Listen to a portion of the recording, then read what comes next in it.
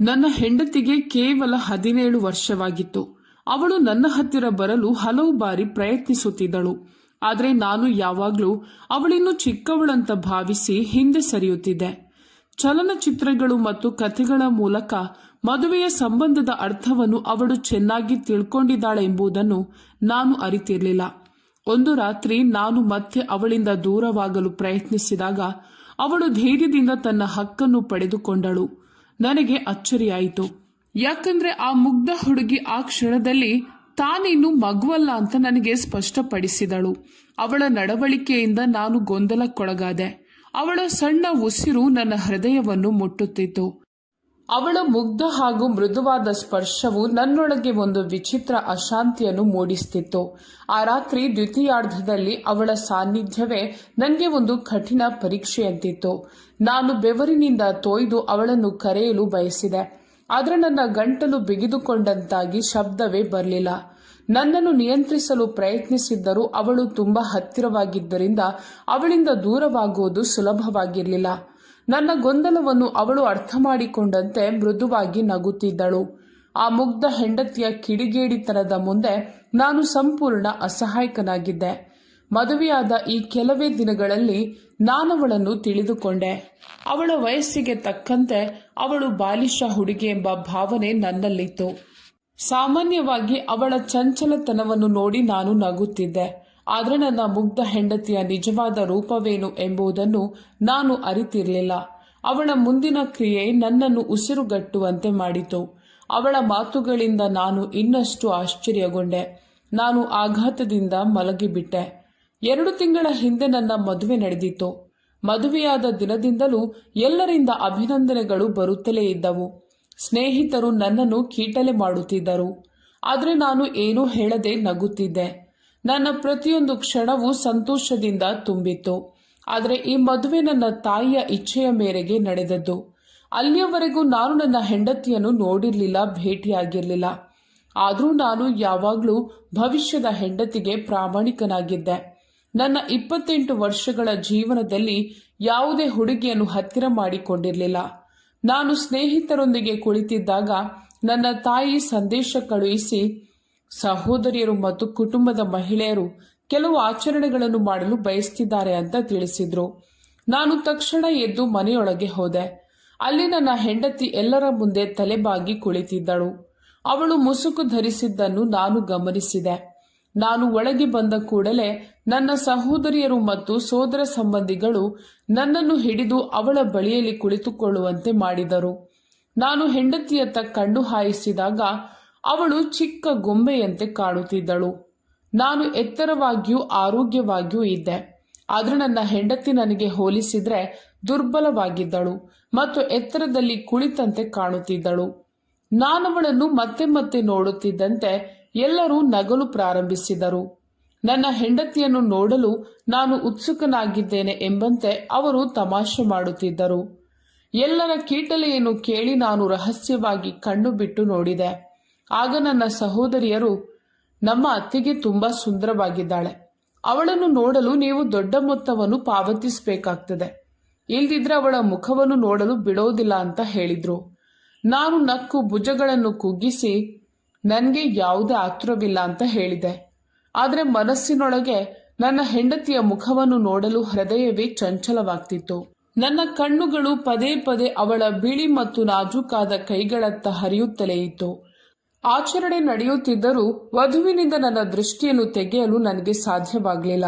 ಸ್ವಲ್ಪ ಸಮಯದ ನಂತರ ನನ್ನ ಸಹೋದರಿಯರು ಅವಳನ್ನು ನನ್ನ ಕೋಣೆಗೆ ಕರೆದೊಯ್ದರು.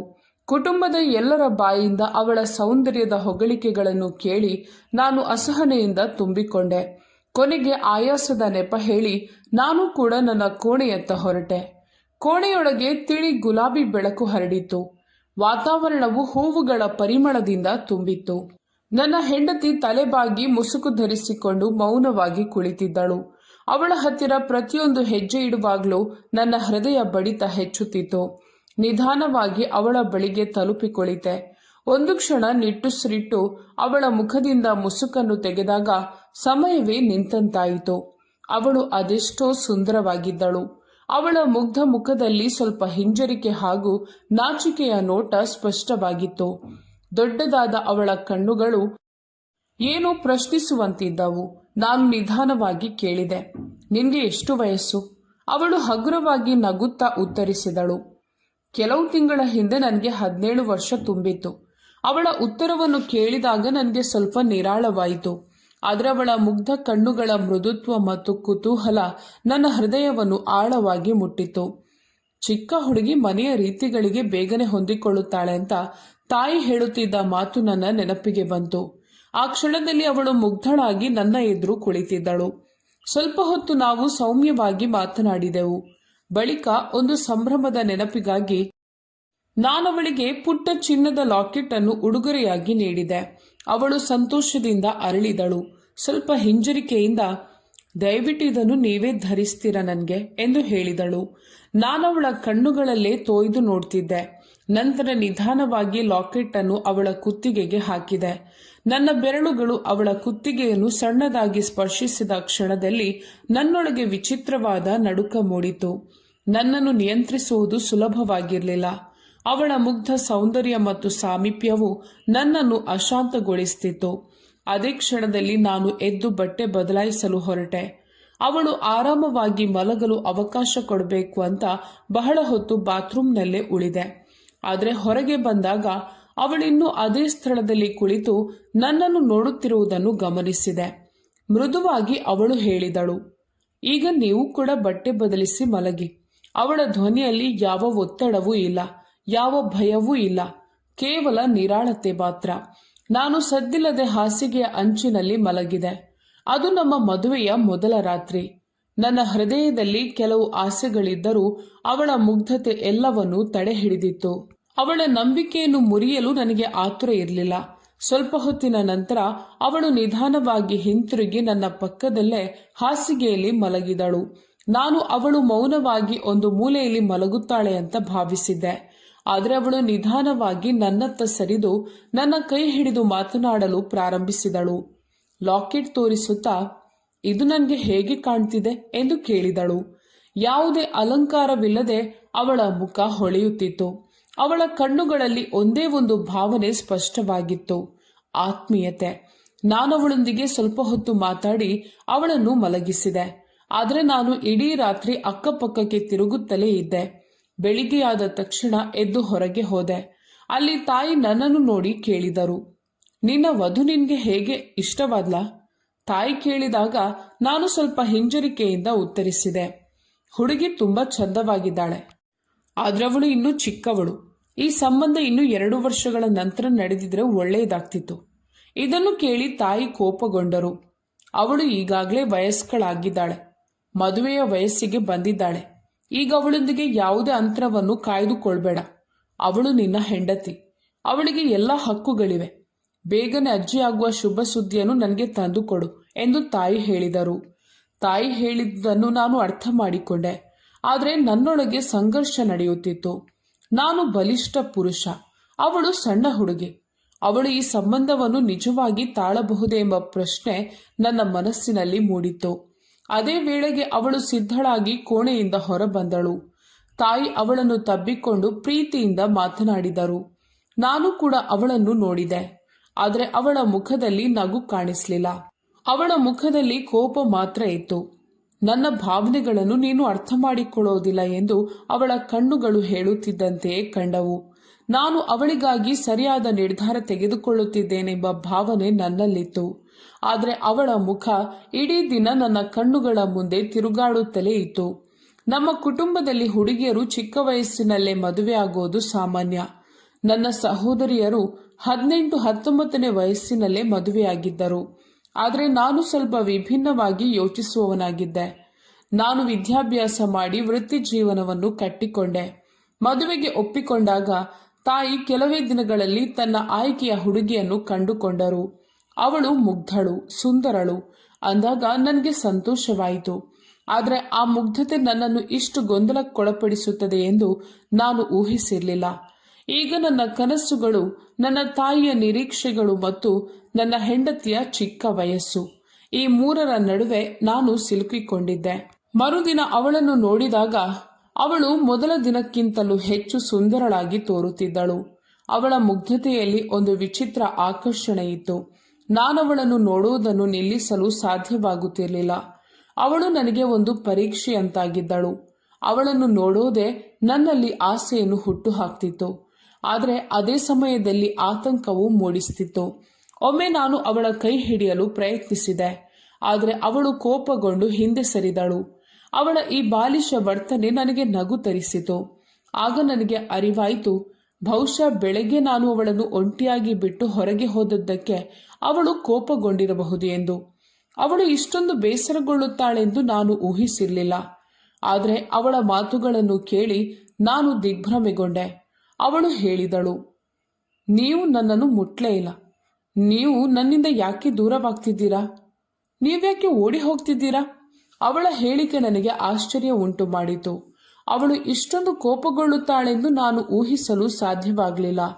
ವಾಸ್ತವವಾಗಿ ನಾನು ಅವಳನ್ನು ನಿರ್ಲಕ್ಷಿಸುತ್ತಿದ್ದೆ. ಯಾಕಂದ್ರೆ ಅವಳು ಇನ್ನೂ ಮೊದಲ ರಾತ್ರಿಯ ಸಂಬಂಧವನ್ನು ಅರ್ಥ ಮಾಡಿಕೊಳ್ಳಲು ಸಿದ್ಧಳಿಲ್ಲವೆಂದು ನನಗೆ ಅನಿಸಿತ್ತು. ನಾನು ಮುಗುಳ್ನಗುತ್ತಾ ಅವಳಿಗೆ ಹೇಳಿದೆ, ಅಂಥದ್ದೇನೂ ಇಲ್ಲ. ನನಗೆ ನೀನು ತುಂಬಾ ಇಷ್ಟ. ಈ ಮದುವೆಯಿಂದ ನನಗೆ ತುಂಬಾ ಸಂತೋಷವಾಗಿದೆ. ಆದರೆ ಒಳಗೊಳಗೆ ಅವಳ ಚಿಕ್ಕ ವಯಸ್ಸಿನ ಬಗ್ಗೆ ನನ್ನ ಚಿಂತೆಯು ಇನ್ನೂ ಉಳಿದಿತ್ತು. ನಾನವಳಿಗೆ ವಿವರಿಸಿದೆ, ಸದ್ಯಕ್ಕೆ ನಾವು ಸ್ವಲ್ಪ ಕಾಲ ಕೇವಲ ಸ್ನೇಹಿತರಾಗೇ ಇರೋಣ. ಆದರೆ ಅವಳು ಅದನ್ನು ಸ್ವೀಕರಿಸಲು ಸಿದ್ಧಳಿರಲಿಲ್ಲ. ಕೋಪದಿಂದ ಅವಳು ಹೇಳಿದಳು, ನಾನು ನಿನ್ನ ಪ್ರಭಾವಕ್ಕೆ ಒಳಗಾಗುವ ಮಗುವಲ್ಲ. ಅವಳ ಅಜಾಗರೂಕತೆ ಮತ್ತು ಮುಗ್ಧತೆ ಎರಡೂ ನನ್ನನ್ನು ಗೊಂದಲಕ್ಕೊಳಪಡಿಸುತ್ತಿದ್ದವು. ಮಾತುಕತೆಯ ಮಧ್ಯೆ ಕೆಲವೊಮ್ಮೆ ಅವಳು ನನ್ನನ್ನು ತಬ್ಬಿಕೊಳ್ಳುತ್ತಿದ್ದಳು, ಕೆಲವೊಮ್ಮೆ ಕಿಡಿಗೇಡಿತನ ಮಾಡುತ್ತಿದ್ದಳು, ಮತ್ತೊಮ್ಮೆ ನನ್ನ ಕಣ್ಣುಗಳೊಳಗೆ ದೀರ್ಘವಾಗಿ ನೋಡುತ್ತಿದ್ದಳು. ನಾನು ತೊಂದರೆಯಲ್ಲಿ ಸಿಲುಕ್ತಿದ್ದೆ. ಆದರೆ ಅವಳ ಮುಗ್ಧ ನಗು ನನ್ನನ್ನು ಮತ್ತೆ ತಡೆಯುತ್ತಿತ್ತು. ಕೆಲವು ವರ್ಷಗಳ ಕಾಲ ಕಾಯೋದು ನನಗೆ ಕಷ್ಟಕರವಾಗಿತ್ತು. ಆದರೆ ಅವಳ ಮುಗ್ಧತೆಯು ನನ್ನನ್ನು ಮಂತ್ರಮುಗ್ಧನನ್ನಾಗಿಸ್ತಿತ್ತು. ಅವಳ ಅಪ್ರಬುದ್ಧತೆಯ ಮಧ್ಯೆಯೇ ನಾನವಳೊಂದಿಗೆ ದೈಹಿಕ ಸಂಬಂಧ ಹೊಂದಿದರೆ ಅವಳು ನನಗೆ ಭಯಪಟ್ಟು ದೂರವಾಗಿ ಬಿಡುತ್ತಾಳೆ ಎಂಬ ಭಯ ಯಾವಾಗಲೂ ನನ್ನ ಮನಸ್ಸಿನಲ್ಲಿತ್ತು. ನಾನು ಅವಳಿಗಿಂತ ತುಂಬಾ ಹಿರಿಯವನು. 17 ವರ್ಷದ ಹುಡುಗಿಯ ಮನಸ್ಸು ಮತ್ತು ಆಸೆಗಳನ್ನು ಅರ್ಥ ಮಾಡಿಕೊಳ್ಳೋದು ಸುಲಭವಾಗಿರಲಿಲ್ಲ. ಆದರೆ ಅವಳು ಪ್ರತಿ ಕ್ಷಣವೂ ನನ್ನ ಹತ್ತಿರ ಬರಲು ಬಯಸುತ್ತಿದ್ದಳು. ನಾನವಳಿಗೆ ಅವಕಾಶ ಕೊಡದಿದ್ರೆ ಅವಳು ಸಿಟ್ಟಾಗುತ್ತಿದ್ದಳು. ಕೆಲವೊಮ್ಮೆ ಕೋಪದಿಂದ ದೂರವಾಗುತ್ತಿದ್ದಳು. ನಂತರ ನಾನು ಅವಳನ್ನು ಪ್ರೀತಿಯಿಂದ ಸಮಾಧಾನಪಡಿಸುತ್ತಿದ್ದೆ. ಅವಳ ನೆಚ್ಚಿನ ಆಹಾರವನ್ನು ತಂದು ಅವಳ ಮನಸ್ಥಿತಿಯನ್ನು ಸುಧಾರಿಸುತ್ತಿದ್ದೆ. ಕೆಲವೇ ದಿನಗಳಲ್ಲಿ ನನ್ನ ಹೆಂಡತಿ ನನ್ನ ಜೀವನದ ಅವಿಭಾಜ್ಯ ಅಂಗವಾಗಿ ಬಿಟ್ಟಳು. ನಾನು ಕಚೇರಿಯಿಂದ ಹಿಂತಿರುಗಿದಾಗಲೆಲ್ಲ ಅವಳು ನನ್ನ ಸುತ್ತಲೂ ಸುಳಿದಾಡುತ್ತಿದ್ದಳು, ಮಾತನಾಡುತ್ತಿದ್ದಳು, ತುಂಟತನ ಮಾಡುತ್ತಿದ್ದಳು. ನನಗೆ ಅವಳನ್ನು ನೋಡೋದೇ ಆನಂದವಾಗ್ತಿತ್ತು. ಅವಳೊಂದಿಗೆ ನಗುತ್ತಾ ಕಾಲ ಕಳೆಯುತ್ತಿದ್ದೆ. ಅಂತೆಯೇ ನಮ್ಮ ಸಂಬಂಧ ದಿನದಿಂದ ದಿನಕ್ಕೆ ಬಲವಾಗುತ್ತಾ ಹೋಯಿತು. ಅವಳ ನಗುವನ್ನು ನೋಡಿ ಎಲ್ಲವೂ ಚೆನ್ನಾಗಿ ನಡೆಯುತ್ತಿದೆ ಎಂದು ನನಗೆ ತೋರುತ್ತಿತ್ತು. ಆದರೆ ರಾತ್ರಿಯಾದಾಗ ನಮ್ಮ ನಡುವೆ ಇನ್ನೂ ಒಂದು ಅದೃಶ್ಯ ಪರದೆ ಇತ್ತು ಮತ್ತು ನಾನು ಆ ಅಂತರವನ್ನು ಕಾಯ್ದುಕೊಂಡಿದ್ದೆ. ತಾಯಿ ನನ್ನನ್ನು ನೋಡಿ ತುಂಬಾ ಸಂತೋಷ ಪಡುತ್ತಿದ್ದರು.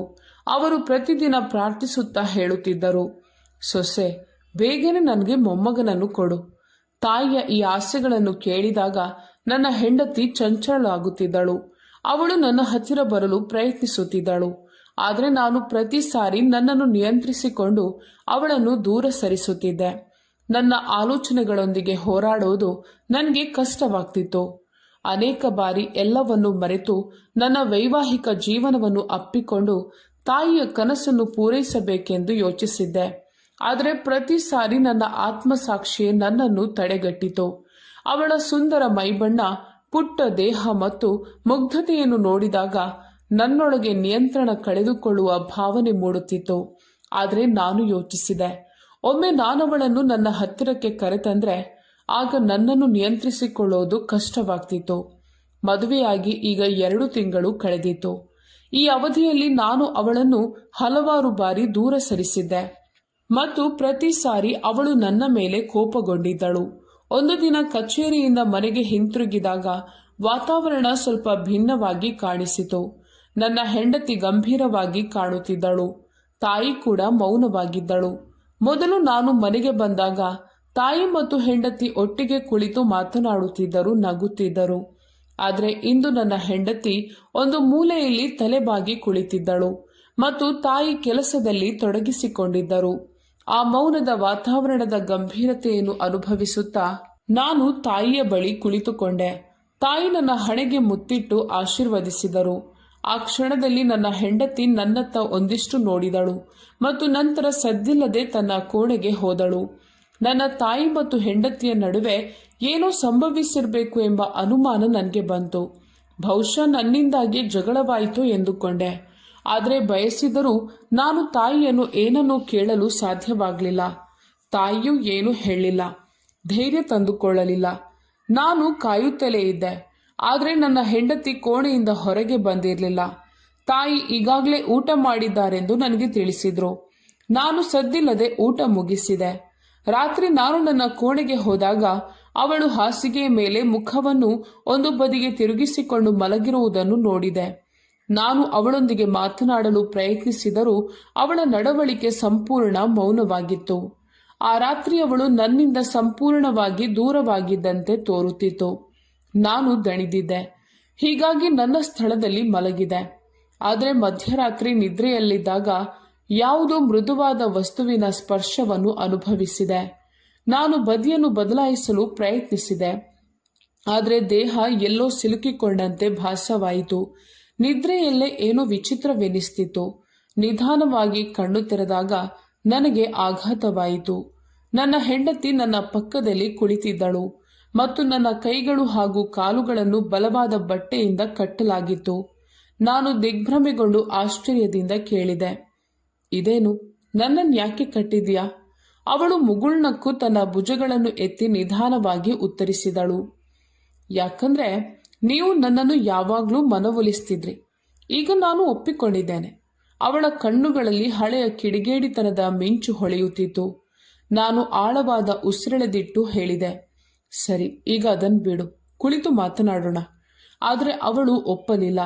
ತಲೆ ಅಲ್ಲಾಡಿಸುತ್ತಾ ಹೇಳಿದಳು, ಇಲ್ಲ, ನಾನು ಒಪ್ಪಿಕೊಂಡಿದ್ದೇನೆ. ಆದರೆ ಏನಾಯಿತು ಎಂಬುದನ್ನು ನಿಮಗೆ ನಾನು ಹೇಳುತ್ತೇನೆ. ಅವಳ ಮಾತು ಕೇಳಿ ನನಗೆ ಆಶ್ಚರ್ಯವಾಯಿತು. ಈ ಬಾರಿ ಅವಳ ಧ್ವನಿಯಲ್ಲಿ ಹಾಸ್ಯ ಕಡಿಮೆ, ವಿರಾಮ ಹೆಚ್ಚು. ನಾನು ಮೃದುವಾಗಿ ಕೇಳಿದೆ, ಇಂದು ಅಮ್ಮನಿಗೆ ಏನಾಯಿತು? ನನಗೆ ಹೇಳು.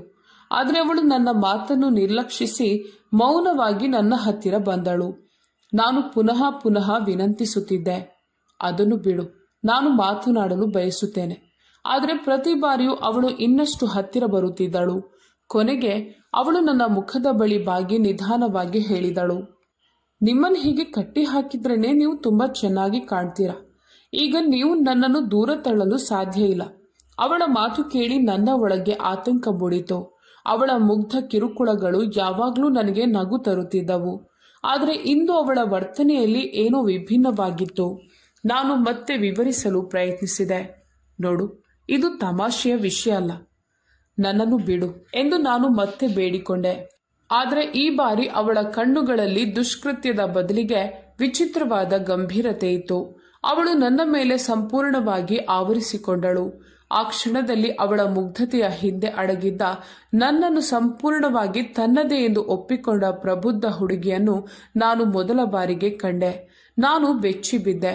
ಮತ್ತೊಮ್ಮೆ ನಾನು ಅವಳಿಗೆ ಕೈಗಳನ್ನು ಬಿಚ್ಚಲು ವಿನಂತಿಸಿದೆ. ಆದರೆ ಮುಂದಿನ ಕ್ಷಣ ಅವಳು ನನ್ನನ್ನು ಮೂಕನನ್ನಾಗಿ ಮಾಡಿದಳು. ಮರುದಿನ ನಾನು ತಾಯಿಯ ಮುಂದೆ ಹೋದಾಗ ಅವಳನ್ನು ನೋಡಿದ ತಕ್ಷಣ ನಾನು ಕಣ್ಣು ತಪ್ಪಿಸಿಕೊಂಡೆ. ತಾಯಿ ಕೇಳಲು ಪ್ರಾರಂಭಿಸಿದ್ರು, ನಿನ್ನ ಹೆಂಡತಿ ಇಷ್ಟು ಹೊತ್ತಿಗೂ ಕೋಣೆಯಿಂದ ಹೊರಗೆ ಯಾಕೆ ಬಂದಿಲ್ಲ? ನಾನು ತಾಯಿಯ ಪಕ್ಕದಲ್ಲಿ ಕುಳಿತು ತಲೆಯನ್ನು ಹಿಡಿದುಕೊಂಡು ಹೇಳಿದೆ, ನೀವಿಂಥ ಚಿಕ್ಕ ಹುಡುಗಿಯನ್ನು ಸೊಸೆಯಾಗಿ ತಂದಿದ್ದೀರಿ. ಆದರೆ ಅವಳಿಗೆ ಅರ್ಥ ಮಾಡಿಕೊಡುವ ಬದಲು ನೀವು ಅವಳ ಮೇಲೆ ಆರೋಪ ಮಾಡ್ತಿದ್ದೀರಿ. ಮದುವೆಯ ಸಮಯದಲ್ಲಿ ತಾಯಿ ಎಲ್ಲರ ಮುಂದೆ ಹೇಳ್ತಿದ್ರೆಂಬುದು ನನಗೆ ನೆನಪಾಯಿತು. ಅವಳು ನನ್ನ ಸೊಸೆ ಅಲ್ಲ, ಅವಳು ನನ್ನ ಮಗಳು. ನಾನವಳನ್ನು ನನ್ನ ಮಗಳಂತೆ ನೋಡಿಕೊಳ್ಳುತ್ತೇನೆ. ನಾನೆಂದಿಗೂ ಮುಂಗೋಪದ ಅತ್ತೆಯಾಗೋದಿಲ್ಲ. ಆದರೆ ಮದುವೆಯಾದ 2 ತಿಂಗಳಲ್ಲೇ ತಾಯಿಯ ತಾಳ್ಮೆ ಕುಗ್ಗಿಬಿಟ್ಟಿತ್ತು. ಒಂದು ದಿನ ನಾನು ಕೆಲಸಕ್ಕೆ ಹೋದಾಗ ತಾಯಿ ನನ್ನ ಹೆಂಡತಿಯನ್ನು ಗದರಿಸಿ ಹಲವಾರು ಮಾತುಗಳನ್ನು ಹೇಳಿದ್ದರು. ನಾನು ಇದರ ಬಗ್ಗೆ ಅಸಮಾಧಾನ ವ್ಯಕ್ತಪಡಿಸಿದಾಗ ತಾಯಿ ಕೋಪದಿಂದ ಹೇಳಿದರು, ನಾನವಳನ್ನು ನನ್ನ ಮಗಳೆಂದು ಪರಿಗಣಿಸಿದ್ದೇನೆ. ಆದರೆ ನನ್ನ ಹೆಣ್ಣು ಮಕ್ಕಳಿಂದಲೂ ಇಂತಹ ನಿರ್ಲಕ್ಷ್ಯವನ್ನು ನಾನು ಸಹಿಸಲಾರೆ. ವಿವಾಹಿತ ಹುಡುಗಿಯರು ಜವಾಬ್ದಾರಿಯುತವಾಗಿರಬೇಕು. ಆದ್ರೆ ಅವಳು ಇನ್ನೂ ನಿನ್ನ ಮುಂದೆ ಮಗುವಿನಂತೆ ವರ್ತಿಸ್ತಿದ್ದಾಳೆ. ನಾನು ಮೌನವಾಗಿದ್ದೆ. ಆ ಕ್ಷಣದಲ್ಲಿ ಒಂದು ರಾತ್ರಿಯ ನೆನಪು ನನ್ನ ಮನಸ್ಸನ್ನು ಕಾಡಿತು. ನಾನವಳಿಗೆ ಎಲ್ಲವನ್ನೂ ವಿವರಿಸಿದ ಬಳಿಕ ಅವಳು ಅಳುತ್ತಾ ಹೇಳಿದಳು, ನೀವು ನನಗೆ ನಿಮ್ಮ ಹತ್ತಿರ ಬರಲು ಬಿಡೋದಿಲ್ಲ. ಅವಳ ಆ ನೋವು ತಾಯಿಯ ಮಾತಿಗಿಂತಲೂ ತೀವ್ರವಾಗಿ ನನ್ನ ಮನಸ್ಸಿನಲ್ಲಿ ಪ್ರತಿಧ್ವನಿಸಿತು. ತಾಯಿಯವಳನ್ನು ಮಗುವಂತ ಪರಿಗಣಿಸಿದ್ದರೂ ನಾನು ಅವಳನ್ನು ಅದೇ ದೃಷ್ಟಿಯಿಂದ ನೋಡುತ್ತಿದ್ದೆ. ಅದಕ್ಕಾಗಿಯೇ ತಾಯಿ ನನಗೆ ಎಲ್ಲವನ್ನೂ ಮುಕ್ತವಾಗಿ ಹೇಳಿದ್ರು. ಆದರೆ ಅವಳ ನೋವಿಗೆ ಎದುರಾಗಿ ನನ್ನ ಮೌನವು ನನಗೆ ಇನ್ನಷ್ಟು ಮುಜುಗರ ತಂದಿತು. ನನ್ನ ಎಲ್ಲ ವಾದಗಳು, ಎಲ್ಲ ಹಿಂಜರಿಕೆಗಳು ಆ ರಾತ್ರಿ ಸತ್ತು ಹೋದವು. ಮದುವೆಯಾದ ನಂತರ ಮೊದಲ ಬಾರಿಗೆ ನಾನವಳನ್ನು ನಿಜವಾಗಿ ಗಮನಿಸಿದೆ. ಇಲ್ಲಿಯವರೆಗೂ ನಾನು ಅವಳು ತುಂಬಾ ಚಿಕ್ಕವಳು, ನಮ್ಮ ಸಂಬಂಧವನ್ನು ಅರ್ಥ ಮಾಡಿಕೊಳ್ಳಲು ಸಾಧ್ಯವಾಗುವುದಿಲ್ಲವೆಂದುಕೊಂಡಿದ್ದೆ. ಆದರೆ ನಿಜವೇನೆಂದ್ರೆ ಅವಳು ನನಗಿಂತ ಹೆಚ್ಚಾಗಿ ಬುದ್ಧಿವಂತಳಾಗಿದ್ದಳು. ಅವಳು ಈಗಾಗಲೇ ಮದುವೆ, ಗಂಡ ಹೆಂಡತಿಯ ಸಂಬಂಧಗಳನ್ನು ಚಲನಚಿತ್ರಗಳು ಮತ್ತು ಕಥೆಗಳ ಮೂಲಕ ಅರ್ಥ ಮಾಡಿಕೊಂಡಿದ್ದಳು. 2 ತಿಂಗಳ ಕಾಲ ಅವಳು ನನ್ನ ಹತ್ತಿರ ಬರಲು ಹೋರಾಡುತ್ತಿದ್ದಳು. ಆದರೆ ನಾನು ಪ್ರತಿ ಬಾರಿ ತಣ್ಣನೆಯ ಮನೋಭಾವವನ್ನು ತೋರಿಸ್ತಿದ್ದೆ. ಅವಳು ಪ್ರತಿ ಬಾರಿ ನಿರಾಶೆಯಿಂದ ಹಿಂತಿರುಗುತ್ತಿದ್ದಳು. ಆ ರಾತ್ರಿ ಕೂಡ ಅವಳು ಬಲವಂತವಾಗಿ ನನ್ನ ಹತ್ತಿರ ಬರಲು ಪ್ರಯತ್ನಿಸಿದಾಗ ನಾನು ಮತ್ತೊಮ್ಮೆ ಅವಳನ್ನು ತಡೆದೆ. ನಂತರ ಅವಳು ಜೋರಾಗಿ ಅಳಲು ಪ್ರಾರಂಭಿಸಿದಳು. ನಾನು ಒಬ್ಬನೇ ಮಗ. ತಾಯಿಯ ಪ್ರತಿಯೊಂದು ಪ್ರಾರ್ಥನೆಯು ಮೊಮ್ಮಗನಿಗಾಗಿ. ಆದರೆ ಆ ಸಂಬಂಧವನ್ನು ನಾನು ಅಪೂರ್ಣವಾಗಿ ಇಡುತ್ತಿದ್ದೆ. ತಪ್ಪು ತಾಯಿಯದ್ದಲ್ಲ, ತಪ್ಪು ನನ್ನ ಹೆಂಡತಿಯದ್ದಲ್ಲ, ತಪ್ಪು ನನ್ನದೇ. ನನ್ನ ಚಿಕ್ಕ ಹೆಂಡತಿಯನ್ನು ಸಂಪೂರ್ಣವಾಗಿ ಸ್ವೀಕರಿಸಲು ನನಗೆ ಸಾಧ್ಯವಾಗಿರಲಿಲ್ಲ. ಆ ರಾತ್ರಿ ಅವಳು ನನ್ನ ಕೈಗಳನ್ನು ಬಿಡಿಸಿಕೊಂಡು ದೂರ ಕುಳಿತಳು. ಆದರೆ ಅವಳಿಂದ ದೂರ ಹೋಗುವ ಯೋಚನೆ ನನಗೆ ಸಾಧ್ಯವಾಗಲಿಲ್ಲ. ನಾನು ಎದ್ದು ಅವಳ ಬಳಿಗೆ ಹೋದೆ. ಅವಳನ್ನು ಅಪ್ಪಿಕೊಂಡು ಕ್ಷಮೆ ಯಾಚಿಸಿದೆ. ಇದೀಗ ಎಲ್ಲವನ್ನೂ ಸರಿಪಡಿಸುತ್ತೇನೆ ಎಂದು ನಾನು ಹೇಳಿದೆ. ಬೆಳಿಗ್ಗೆ ತಾಯಿಯ ಮುಂದೆ ನಾನು ನನ್ನ ತಪ್ಪನ್ನು ಒಪ್ಪಿಕೊಂಡೆ. ತಾಯಿ ಮೊದಲು ನನ್ನನ್ನು ಗದರಿಸಿದರು. ನಂತರ ತಮ್ಮ ಸೊಸೆಗೆ ಮುಕ್ತ ಹೃದಯದಿಂದ ಕ್ಷಮೆ ಯಾಚಿಸಿದರು. ಅವರಿಬ್ಬರ ಕೋಪ ಕಡಿಮೆಯಾದಾಗ ನನಗೆ ಆಳವಾದ ಸಮಾಧಾನವಾಯಿತು. ನನ್ನ ಹೆಂಡತಿಯೊಂದಿಗಿನ ನನ್ನ ಸಂಬಂಧವು ಈಗ ನಿಜವಾದ ಸಂಪೂರ್ಣ ಸಂಬಂಧವಾಯಿತು. ನಮ್ಮ ಮದುವೆ ನಡೆದು ಈಗ 10 ತಿಂಗಳು ಕಳೆದಿವೆ. ಈ ಅವಧಿಯಲ್ಲಿ ನಾನವಳಿಗೆ ಗೌರವ, ಪ್ರೀತಿ ಮತ್ತು ಸಂಪೂರ್ಣ ತಿಳುವಳಿಕೆಯನ್ನು ನೀಡಲು ಶ್ರಮಿಸುತ್ತಲೇ ಬಂದಿದ್ದೇನೆ. ಇಂದು ಅವಳು ತಾಯಿಯಾಗಲಿದ್ದಾಳೆ.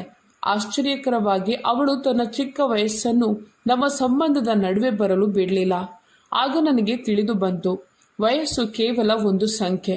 ನಿಜವಾದ ವಿಷಯವಂದ್ರೆ ಗಂಡ ತನ್ನ ಹೆಂಡತಿಗೆ ಗೌರವ, ನಂಬಿಕೆ ಮತ್ತು ಪ್ರೀತಿಯನ್ನು ನೀಡಿದಾಗ, ಅವಳನ್ನು ಗೌರವಿಸುತ್ತಾ ನೋಡಿಕೊಳ್ಳುವಾಗ ಅವಳು ವಯಸ್ಸಿನಿಂದಲ್ಲ, ತನ್ನ ಭಾವನೆಗಳು ಮತ್ತು ಸಮರ್ಪಣೆಯಿಂದ ಬೆಳೆಯುತ್ತಾಳೆ. ಆಗ ಅವಳ ಪ್ರಪಂಚವು ಸಂತೋಷದಿಂದ ಮಾತ್ರ ತುಂಬಿರುತ್ತದೆ. ಈ ಕಥೆ ನಿಮ್ಮ ಹೃದಯವನ್ನು ಮುಟ್ಟಿದೆ ಅಂತ ನಾನು ನಂಬುತ್ತೇನೆ. ನೀವಿದನ್ನು ಇಷ್ಟಪಟ್ಟರೆ ದಯವಿಟ್ಟು ಲೈಕ್ ಮಾಡಿ, ನಿಮ್ಮ ಸ್ನೇಹಿತರೊಂದಿಗೆ ಹಂಚಿಕೊಳ್ಳಿ ಮತ್ತು ನಿಮ್ಮ ಪ್ರೀತಿಯನ್ನು ತೋರಿಸಿ. ನಿಮ್ಮ ಅಭಿಪ್ರಾಯವನ್ನು ಕೆಳಗಿನ ಕಾಮೆಂಟ್ನಲ್ಲಿ ತಿಳಿಸಿ. ಇಂಥ ಇನ್ನಷ್ಟು ಆಸಕ್ತಿದಾಯಕ ಮತ್ತು ಭಾವನಾತ್ಮಕ ಕಥೆಗಳಿಗಾಗಿ ನಮ್ಮ ಚಾನೆಲ್ಗೆ ಚಂದಾದಾರರಾಗಿ. ಹೊಸ ಕಥೆಯೊಂದಿಗೆ ಮತ್ತೆ ಭೇಟಿಯಾಗೋಣ. ಧನ್ಯವಾದಗಳು.